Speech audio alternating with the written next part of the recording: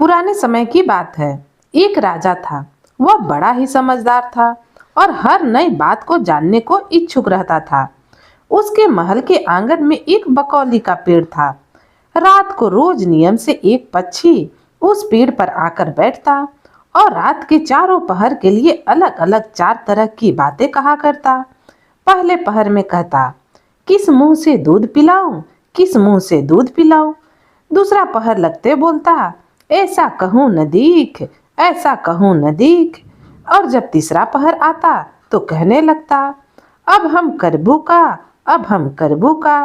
और जब चौथा पहर होता तो वह कहता, सब बम्मन मर जाए, सब बम्मन मर जाए। राजा रोज रात को पक्षी के मुख से चारों पहर की निकली बातें को सोचता कि पक्षी क्या कहता है, पर उसकी समझ में कुछ न आता। राजा की चिंता बढ़ती गई।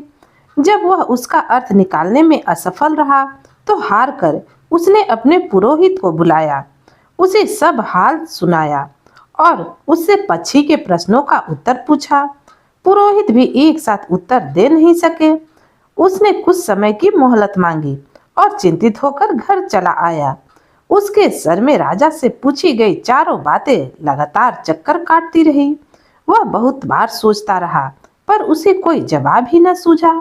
अपने पति को हैरान देखकर ब्राह्मणी ने पूछा, आप इतने परेशान क्यों हो? मुझे बताओ, क्या बात है? ब्राह्मण ने कहा, क्या बताऊं? एक बड़ी ही कठिन समस्या मेरे सामने आ खड़ी हुई है।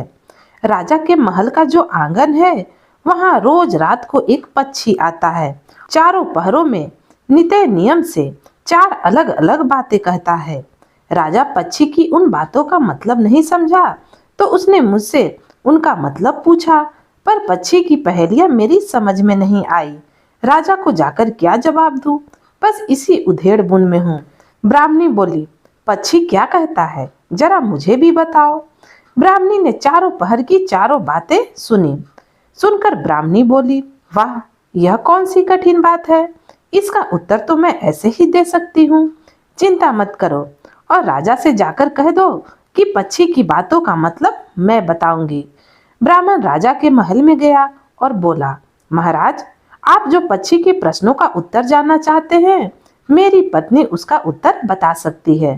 पुरोहित की बात सुनकर राजा ने उसकी पत्नी को बुलाने के लिए पालकी भेजी। ब्राह्मणी आ गई। राजा रानी ने उसे आदर से बिठाया। रात हुई तो पहले पहर का पक्षी बोला, किस मुख से दूध पिलाऊं, किस मुख से दूध पिलाऊं। राजा ने कहा, पंडिताइन, सुन रही हो ना, पक्षी क्या बोलता है? वह बोली, हाँ महाराज, सुन रही हूँ। वह अधकट बात कहता है।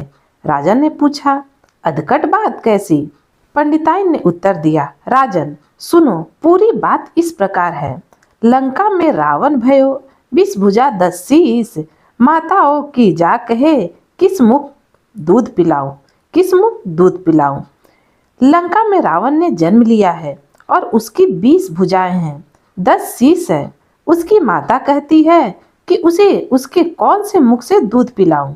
राजा बोला, बहुत ठीक, बहुत ठीक, तुमने सही अर्थ लगा लिया। दूसरा पहर हुआ तो पंछी कहने लगा, ऐसो कहूँ न दीख, ऐसे कहूँ न दीख। राजा बोला, पंडिताइन, इसका क्या अर्थ है? पंडिताइन ने समझाया, महाराज, पंछी बोलता है कि घर जंब 9 दीप, बिना चिंता को आदमी, ऐसे कहूँ न दीख, ऐसे कहूँ न दीख। चारों दिशा, सारी पृथ्वी, 9 खंड, सभी छान डालो, पर बिना चिंता का आदमी नहीं मिलेगा। हर मनुष्य को कोई न कोई चिंता सताए ही रहती है। कहिए महाराज, यह सच है या नहीं? राजा बोला, तुम ठीक कहती हो। अब तीसरा पहर लगा तो पंछी ने रोज की तरह अपनी बात दोहराई, अब हम करबू का, अब हम करबू का। ब्राह्मणी राजा से बोली, महाराज, इसका मर्म भी मैं आपको बतला देती हूँ, सुनिए। 5 वर्ष की कन्या, 60 दई ब्याह, बैठी करम बिसूरती, अब हम करबू का, अब हम करबू का। 5 वर्ष की कन्या को 60 वर्ष के बूढ़े के गले में बांध दो तो बेचारी अपना करम पीट कर यही कहेगी, अब हम करबू का, अब हम करबू का। सही है ना महाराज? राजा बोला, पंडिताइन, तुम्हारी यह बात भी सही लगी।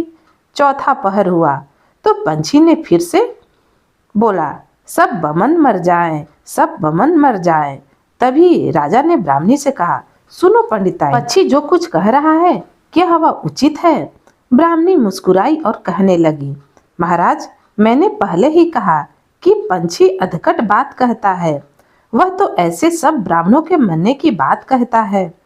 विश्व संगत जो करे, सुरा मांस जो खाए, बिना सपरे भोजन करे, वह सब बमन मर जाए, वह सब बमन मर जाए। जो ब्राह्मण वेश्या की संगति करते हैं, सुरा और मांस का सेवन करते हैं और बिना स्नान किए भोजन करते हैं, ऐसे सब ब्राह्मणों का मर जाना ही उचित है। तब पंडिताइन बोली, पंछी का कहना ठीक है या नहीं?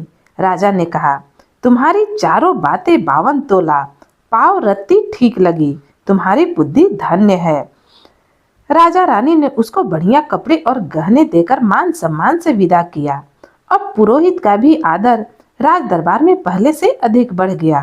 तो दोस्तों, आपको यह कहानी कैसी लगी? अगर अच्छी लगी तो कमेंट में जरूर बताइएगा, और अगर आप मेरे चैनल पर नए हैं तो चैनल को सब्सक्राइब भी कर दीजिएगा। कहानी सुनने के लिए आपका बहुत बहुत धन्यवाद।